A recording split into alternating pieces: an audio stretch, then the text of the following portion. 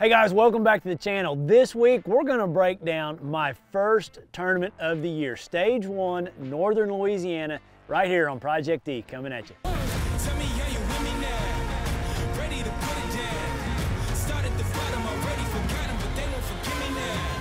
You really ain't ready now. You haters just in the crowd, but still I just look around. Now you with me now. Why you with me now? Whoa. So guys, we show up to this Lake D'Arbonne. It's right outside of Monroe, Louisiana. It's a lake that I had never fished before. I actually came down here, left my house real early one morning up there in North Oklahoma, drove down here, got here around noon, drove around till dark, and then went and looked at the other lake the next day and then drove home. Like, never even got a rod and reel out the whole time I was here, so I've never even fished it. But you know, when I rode around and looked at it, I thought, man, this Lake D'Arbonne, it looks super fishy. It's a shallow lake. It's like flooded timber, boat lanes, lots and lots of cypress trees, boat docks, some actual shallow gator grass. You know, I thought, like, thinking into it, like a month before the tournament was getting here, that we're really going to catch them. Like, it looks perfect. Well, then, as it does with a lot of tournaments, like the biggest weather event happens, you know, or a really big weather event happens. We had a monster cold front. Like, I would say the water temperature had to drop 8 to 10 degrees because it was in the mid 40s the first day of practice, and we only got one day of practice because it was actually snowing and sleeting the first day. Then the actual first day of practice, it snowed that day. Just really cold conditions for this part of Louisiana. I mean, actually ponds were frozen when I was driving to the lake in the morning. You know, there's skim ice on them. And I would not think that happens a lot down here. You know, when you look at the houses, they don't have skirting underneath the trailer houses, so it tells me that their pipes underneath their houses don't freeze very often.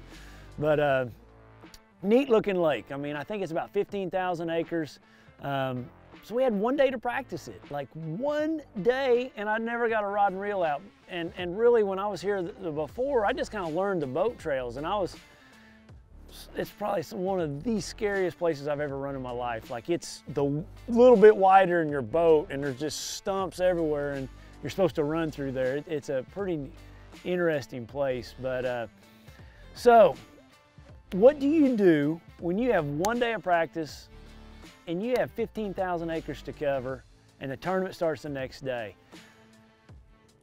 Great question, because man, and the weather's horrible. It snowed during practice. So I looked at the map, I looked at the lake, and I wanted to think of high percentage stuff and stuff that I could cover and cover efficiently. So I took the big major creek, other than two major river arms. I think it's called Stowe Creek.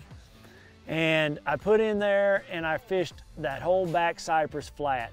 And you know, there's trees anywhere from 3 to 5 feet of water. That north shore had docks on it. And I mean, I literally started at the bridge and I fished all the way back around to the back of that creek. Never had a bite. I marked one cypress tree that I saw a fish swimming around on my active target, literally. Until I idle out, and I idle underneath that bridge, and I think, man, this is a super high percentage spot. Like, this could, you know, this bridge could be a spot to start. I'm not gonna fish it. Like, if I don't find anything else today, I'm gonna start on this bridge as I'm idling out. And that's how I thought. Like, I didn't know if I was gonna get a bite the rest of the day or not. So as I'm idling, you know, lots of idling going on, I fished a couple more high percentage spots. There's like a big backwater pond with a little opening in it. I felt like it was a good area, you know, for fish to come in and spawn. Fished a bunch in there, never had a bite. I noticed when I left there, all the shad were in the middle of the river, like deep, like 20, 30 feet. Like, when you idle off in the river, your screen would black out. It may be 35 feet deep, but it'd read 15 feet because it was solid shad. And it really got me to thinking. I was like, man, those fish are not, I just fished all the way in that creek, never had a bite. Fished all those cypress trees, never had a bite. They're not up there.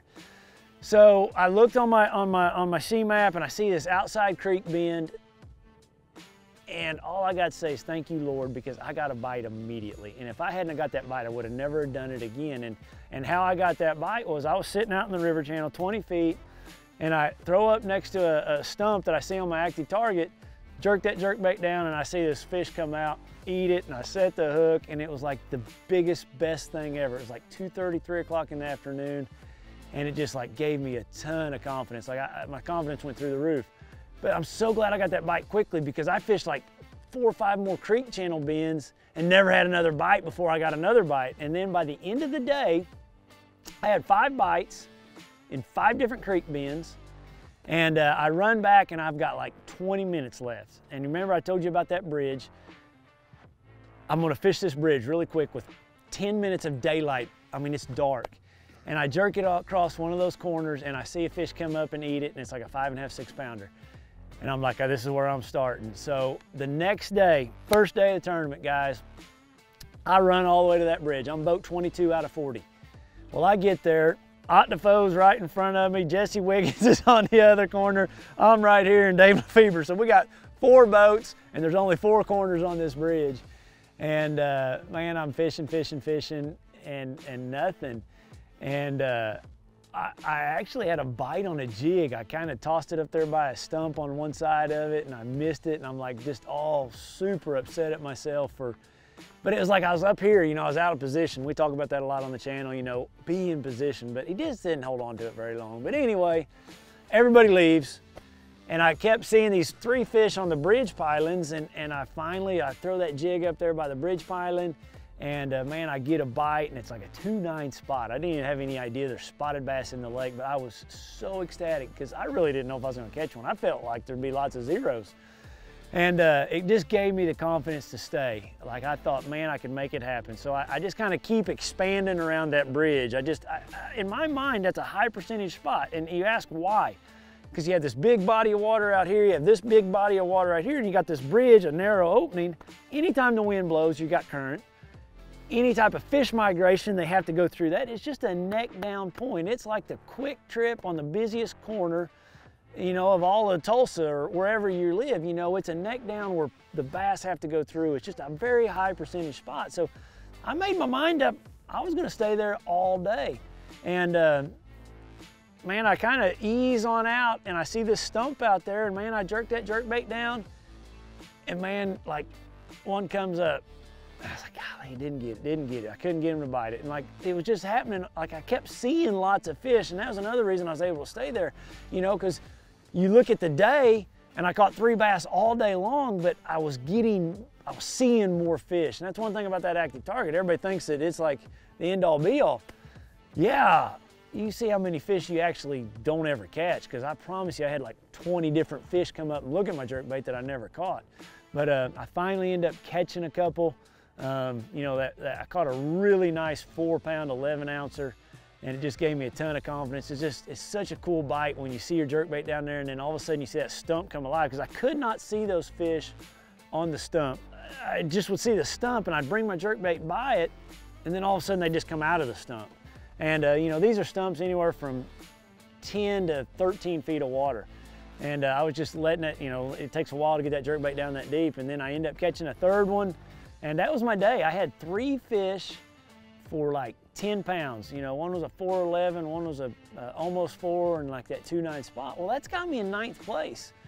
You know, the goal in any day is to make the knockout round. You know, and they take 20 out of my group. Half the field goes on. So I'm in 9th. I'm feeling really confident about it.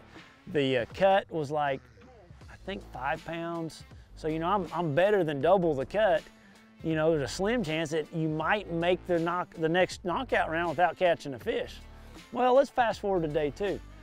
We get to day 2, buddy, they light it up. It goes up to 10 pounds in the first period. Like, and I go back to the bridge because I still felt like I just needed to catch 1 or 2 bass to ensure my shot into the knockout round. I don't catch them. I mean, I do not catch them. I do not get a bite. Everybody else started there with the exception of Ott, and I don't think anybody caught one. And so I leave there, and I feel really confident because I had those 5 other spots, those creek bends.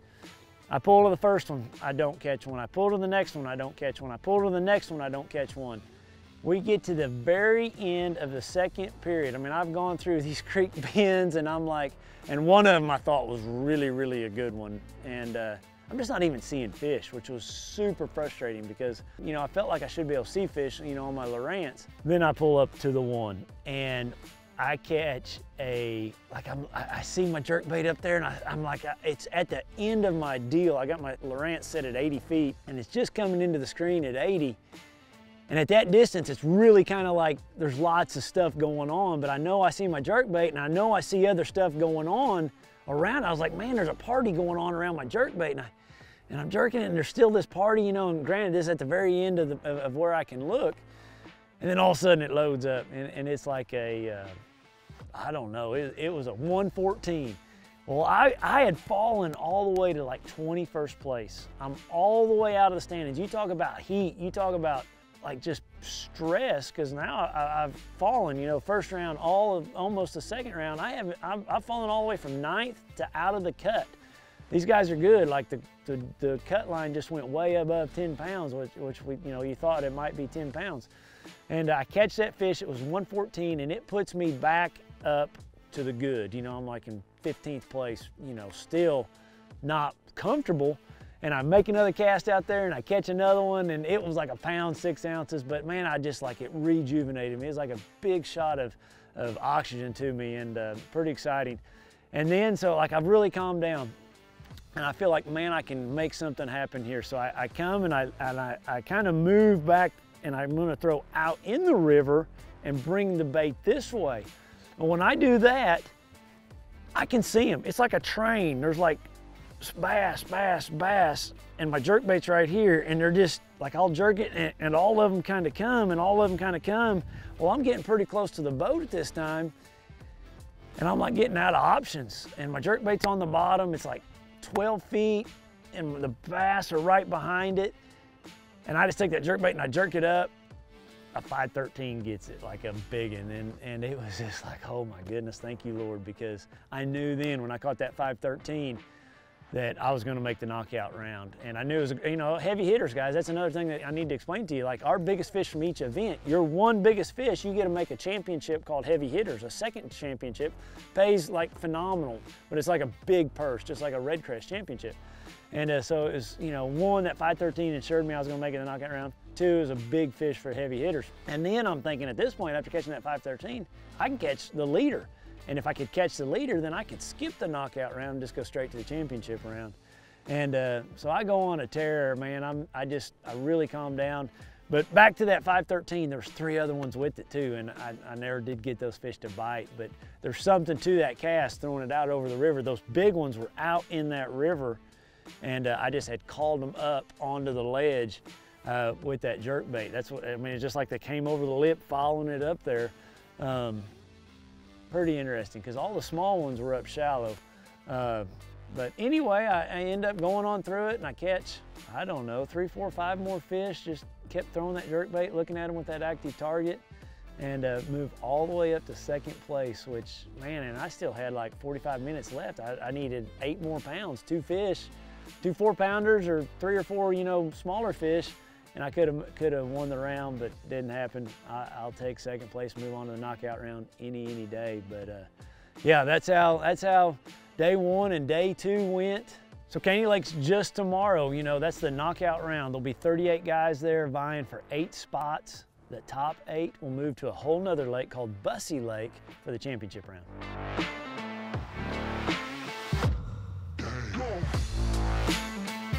So guys, you can see it. I've made it back to the shop, made it back home, and you know, unfortunately, I did not make the championship round. I missed it by a few ounces, which in our format is 1 fish.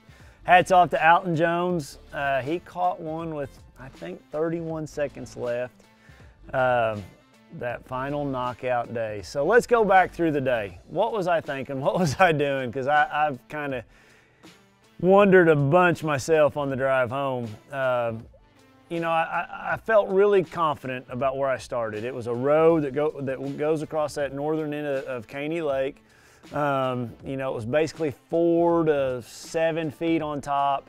It had 2 blowouts in it, two old bridges in it. And then one other little section down here to the left that had like some bigger rock. To me, it looked like a couple culverts or something might have went through right there. I started where I felt like was the best chance. I had 2 bites there in practice. The only place in practice that I had 2 bites. They weren't big ones, they were 2-something pounders. But I felt like there was a lot of fish there. I could see them on my active target, see them on my Lowrance. And I started there, and man, I was the very first one, I think, to put a fish on the score tracker. And then I put a second fish on the score tracker, like a 5-pounder. And, you know, I can see him swimming around on that active target, and I'm feeling really confident about it. I thought, man, I'll fish here, I'll go fish this other opening, then I'll fish up and down the road. In my mind, I started there because it was high percentage. You know, fish moving back to spawn, fish feeding, fish traveling, just a home for a bass. What better place than this road bed that's got, you know, 4 to 7 on top, you know, 12 to 16, 18 feet off the sides, depending on where you were at. Not knowing anything about the lake, nothing. I just felt like it was a really good spot to start. The plan worked great because, you know, I caught 2 bass right off the bat, and man, I was happy, like it was good. Well, then it was like a long time really to catching the next one. You know, I'd seen fish swimming, and then I don't remember exactly when it was that I caught the next one, but it just was wow. It took me a long time to get that 3rd bite, and then I sat there forever to get that 4th bite. Actually, I left. Went to another road bed that crossed another pocket. A lot of rock on it, a lot of brush. Caught a couple short fish there. You know, I felt like, I don't know, and the same thing, I could see him swimming. And one thing I'm learning about that active target, those fish just don't sit there. They'll be up here on top of the road, then they'll swim down in the bottom of the creek channel. Then you might see them swim over here. They'll just swim out up the river, you know. They're just all the time moving. Very rarely do they sit. You know, the first fish I caught, I believe it came on a shaky head, you know, just a 7-inch hit worm. I had it on 12-pound test. The next one, I change it up and go spinning rod because I see all these fish and I can't get them to bite. I catch it on like a Nico rig, same worm, just got it rigged on a spinning rod, a little bit lighter line, a little bit lighter weight, trying to just keep it in one spot and make it move. The 3rd fish I caught, you know, I think back on that shaky head, I leave, I go to that other road bed, catch what I catch over there, but they weren't keepers. I come back, and I instantly come back. I catch another 4-something pounder on that Nico rig, and I was like, all right, here it goes, you know, and that jumped me back up, you know. I was up in the standings, and I needed one more bite, and I can see them swimming in front of me. So that's the decision. Like, when you know there's bass there, and you're going through your arsenal trying to get them to bite, do you stay or do you go? And, you know, I really stayed. I stayed with till about 45 minutes left to go. I thought it was a great decision. I ran to the back of I think it's called State Park Cove.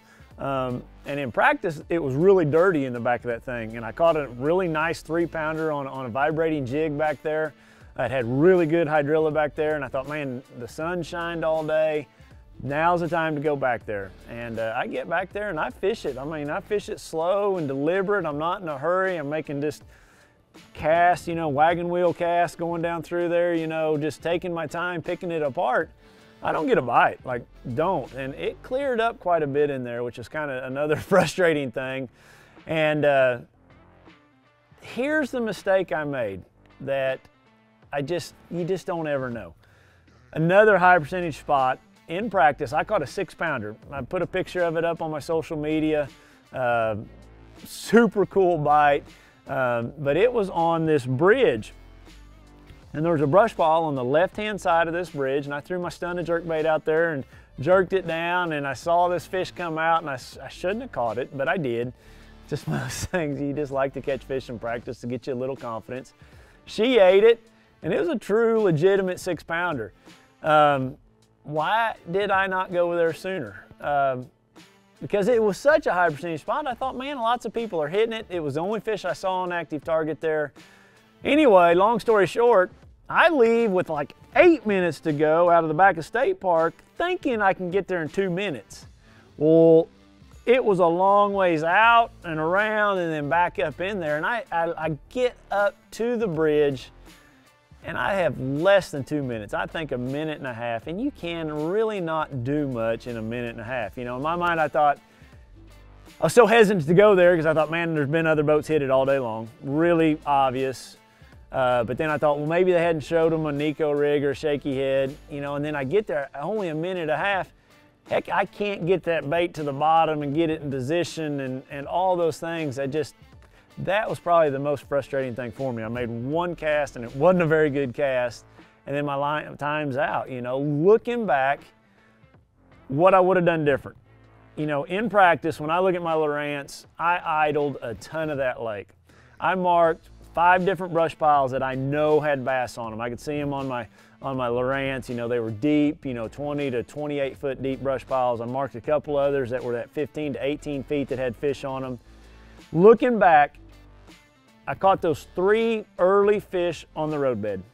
I should have left then and maybe come back later in the day, but just gone and started running brush piles. Obviously, hindsight's 20/20.